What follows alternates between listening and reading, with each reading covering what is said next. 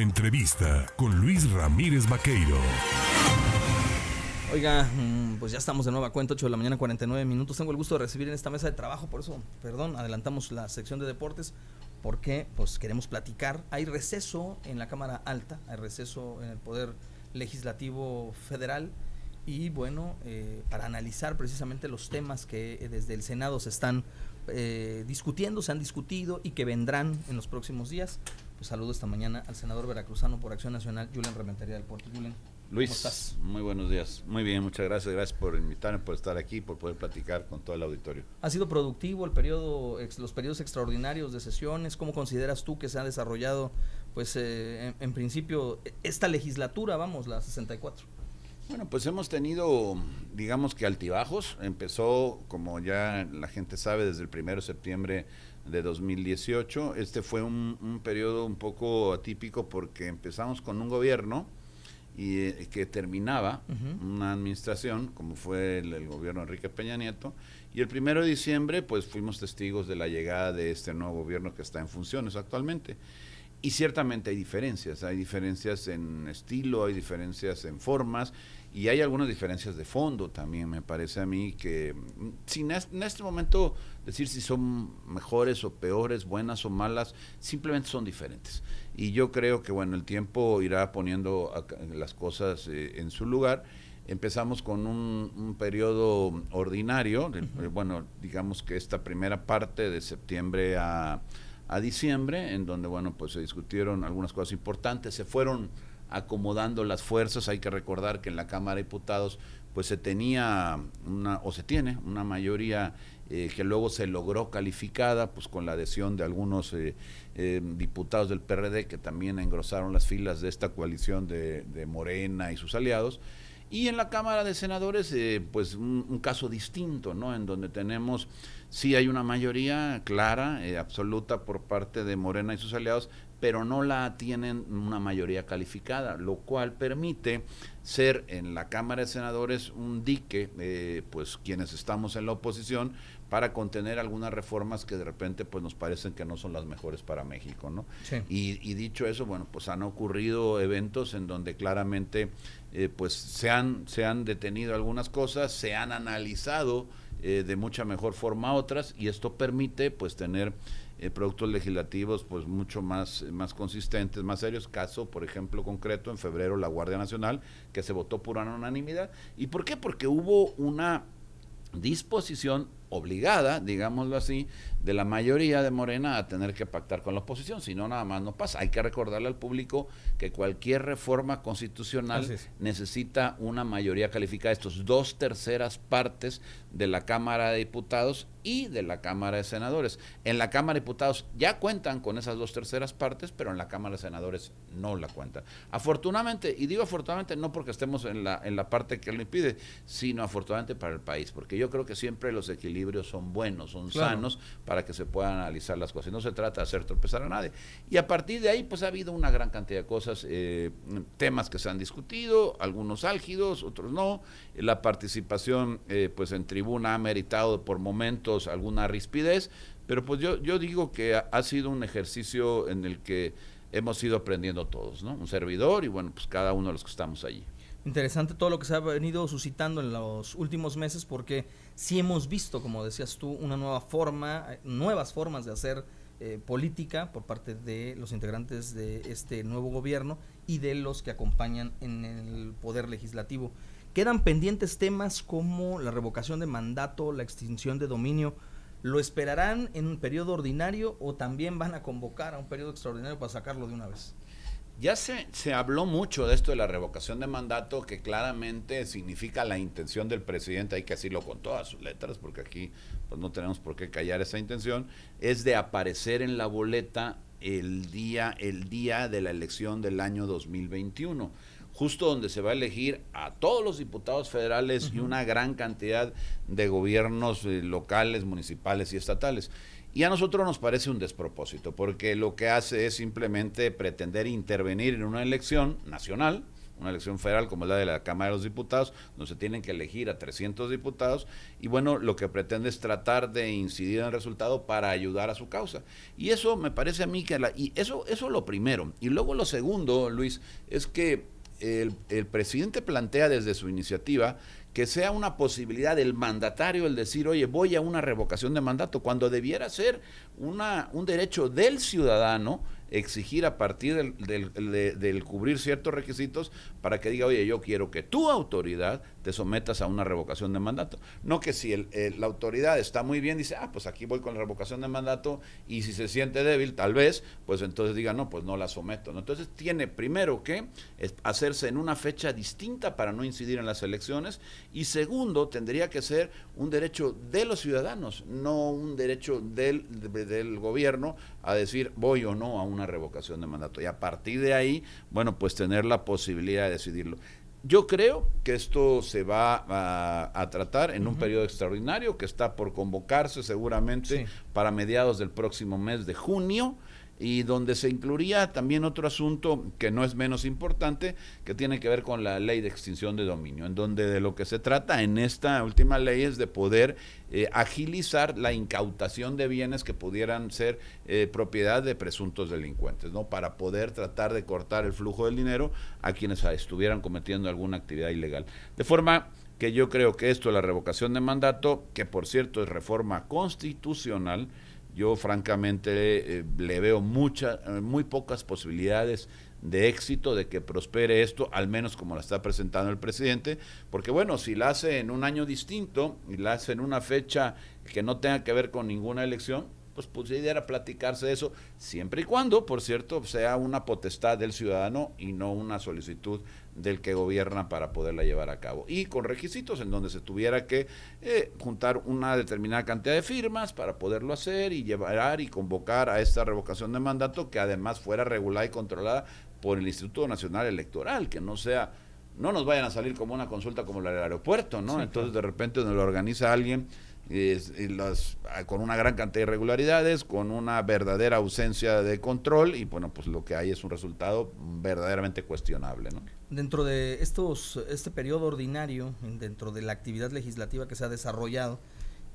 en estos periodos extraordinarios que también le han acompañado a la vida legislativa del Senado, se han tocado temas muy importantes, un tema en el que tú has sido muy participativo, en el que has llegado incluso a tomar una presencia ya de orden nacional como político, como senador y representante de Veracruz, es el tema energético, un tema al que le conoces, que le sabes.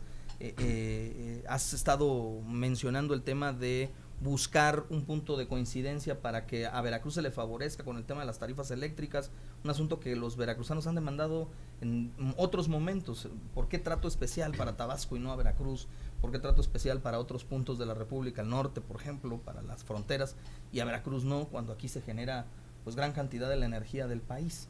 En ese sentido, ¿se están haciendo bien las cosas? ¿Qué es lo que observas tú y qué puede hacer, en este caso la oposición, para salvar que no se presenten lo que tú ya decías, ¿no? Si no hay venta de estos de energía por la parte privada en estos concursos que se hacían, pues vamos a tener apagones, y los apagones ya están ahí, ¿no? Ya están ocurriendo, sí.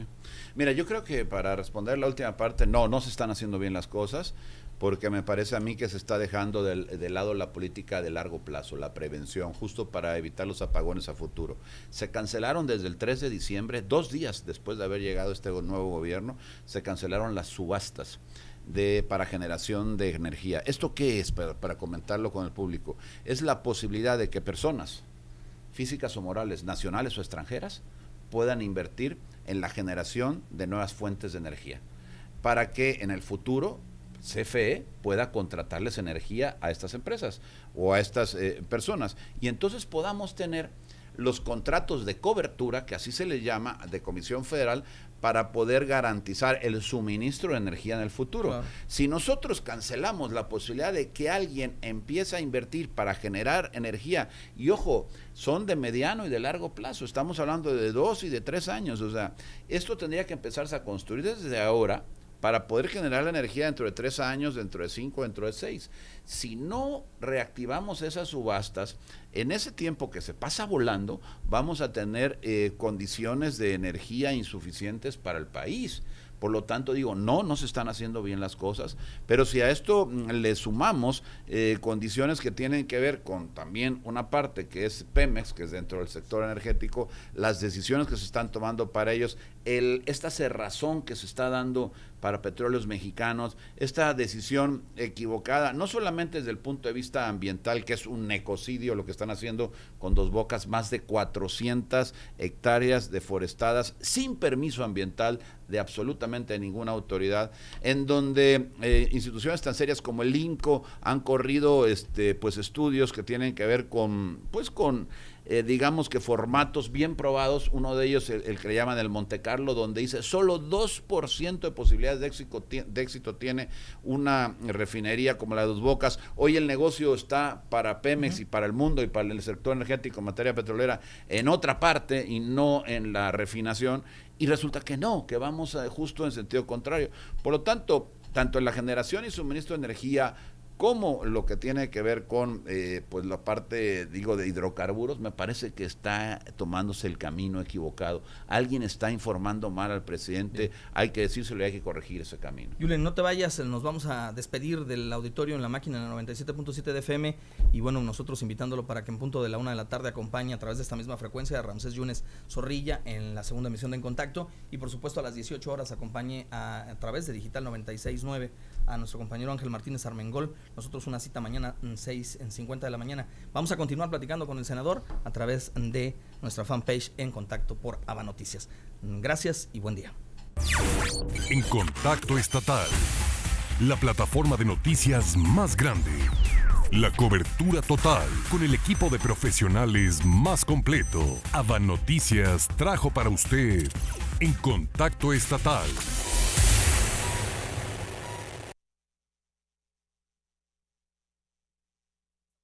A través de nuestra fanpage, gracias por acompañarnos. Hacemos esta prolongación un poco de la entrevista porque hay temas importantes que analizar respecto al tema legislativo.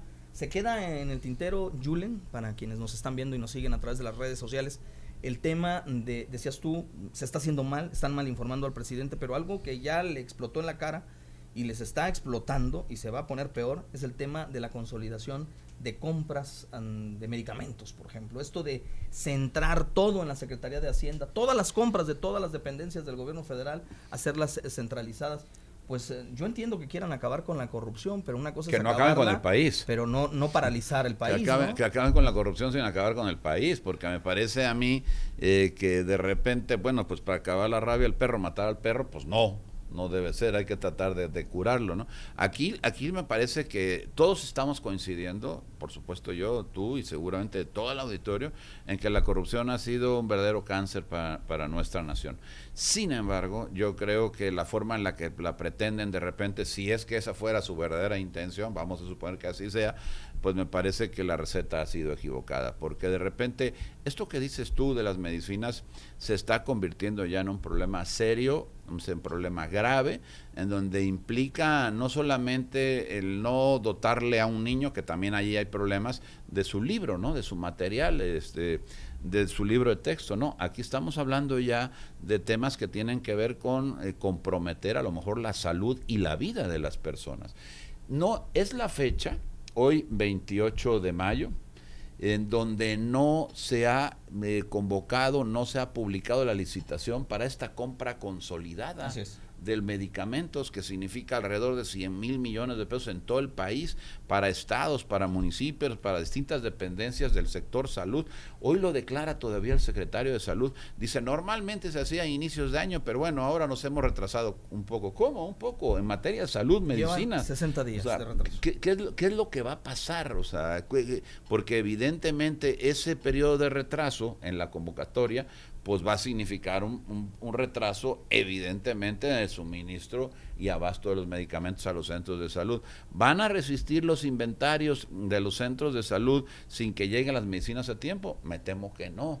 Entonces, bueno, tendrán que obviar procesos y a ver si en eso de obviar procesos, pues no nos salen como otras autoridades aquí en nuestro estado, que de repente sin ningún proceso de por medio te compran patrullas, ambulancias, medicamentos, y tratando de saltarse todas las leyes. Entonces, yo creo que el tema de esta decisión de combatir la corrupción hay que aplaudirla, pero también se tiene que llevar a cabo con una estrategia.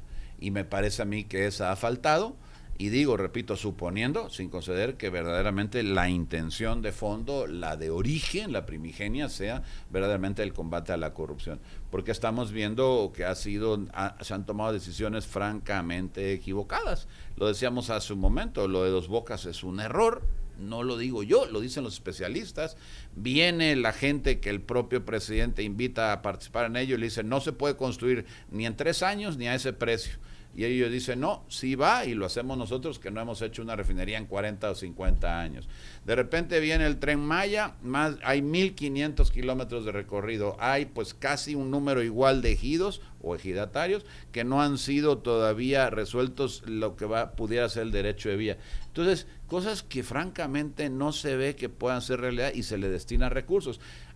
Pero al mismo tiempo le estamos quitando recursos a la CONAFOR y ahí están los incendios cerca del, el centro del país, con los grados de contaminación que se están logrando para la Ciudad de México. También, por supuesto, se le da dinero a quienes vayan a sembrar, entonces queman pastizales los campesinos para poder sembrar, para recibir ese dinero, y también se abona a esa gran contaminación. Hay una serie de políticas públicas que me parece a mí que no fueron medidas en su impacto, que hoy lo que están es comprometiendo distintas áreas de la sociedad. Pero al mismo tiempo, pues se reduce el presupuesto para estancias infantiles, para los refugios para mujeres violentadas sus derechos humanos. Pero entonces, ¿hay dinero para el béisbol? Hay dinero para el béisbol. Y hay cosas que realmente pues no se pueden explicar de una manera lógica el que estén sucediendo de la manera que están sucediendo. El caso, por ejemplo, pues del aeropuerto, la cancelación del aeropuerto, que hasta el día de hoy nadie se explica. Las calificadoras todas, incluso Banco de México, la propia Secretaría de Hacienda, sus proyecciones, ahora dice que el crecimiento va a ser de un tamaño, y el presidente dice no, va a ser mucho mayor que eso. Entonces, ¿qué pasa? Que no vemos la realidad, que no, y entonces, ¿qué es lo que está sucediendo con la política presidencial? Que se está dando de topes con la realidad, y la realidad, pues por más que digas, la vas a tener que enfrentar y ya tendrás que pagar las consecuencias si no haces algo para que esa realidad, en lugar de perjudicarte, te pueda ayudar, ¿no? Es evidente que este nuevo gobierno, esta nueva forma de hacer política en nuestro país, trae un discurso muy distinto al que conocíamos. Hay quien pues dice que está bien, pero hay quien también observa que está polarizándose el discurso, enfrentando a la sociedad unos contra otros. ¿Qué opinión te merece la declaración del presidente al hablar de que en cuanto a la actividad periodística existe la AMPA periodística? Terrible me parece, porque lo que hace es polarizar, y eso yo creo que es la peor parte de todas las políticas, ¿eh?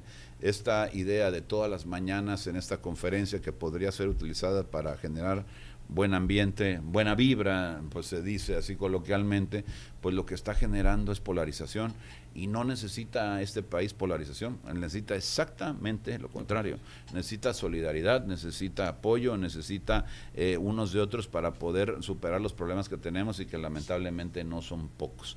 Y de repente descalificar a quienes pues tienen alguna crítica hacia tu gobierno y llamarlos de la manera que se les llama, especialmente a los periodistas, y el AMPA periodística, me parece, además de verdaderamente infundado esa declaración, me parece una declaración verdaderamente aventurada, yo diría que muy desafortunada, y por supuesto habría que calificarla como de una persona intolerante también a la crítica, que pudiera ser lo que al final se reflejaría en el fondo por parte del presidente, que es intolerante a la crítica, que su verdad es la que vale, y si no, como él mismo dice, me canso ganso. Esto no puede ser así. Es un país donde sí votaron por él 30 millones de personas, pero hubo también muchos millones de personas que no votaron por él.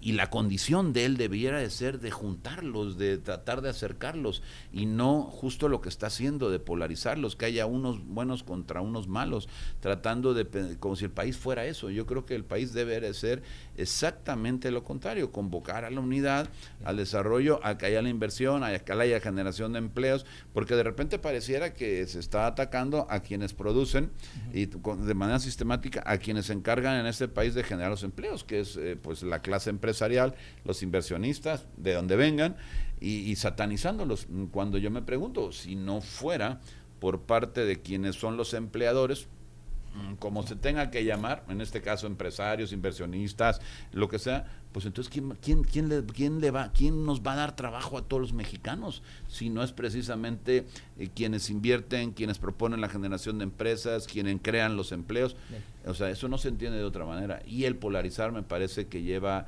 exactamente a una condición que el país no necesita, no le sirve. Es más, no creo que le sirva ni a él, a su gobierno, ¿no? Pues Julen Rementería del Puerto, senador veracruzano por Acción Nacional, gracias por tomarse tiempo dentro de su actividad, de su agenda, venir a los estudios de En Contacto y bueno, platicar con el auditorio a través de nuestras diversas plataformas y estar con nosotros. Estamos al pendiente, seguimos en contacto. Al contrario, Luis, muchas gracias a ti, muchas gracias al auditorio, muy buenos días a todos. Gracias por sintonizarnos y seguirnos a través de redes sociales. Un abrazo. Las voces, los hechos que son noticia.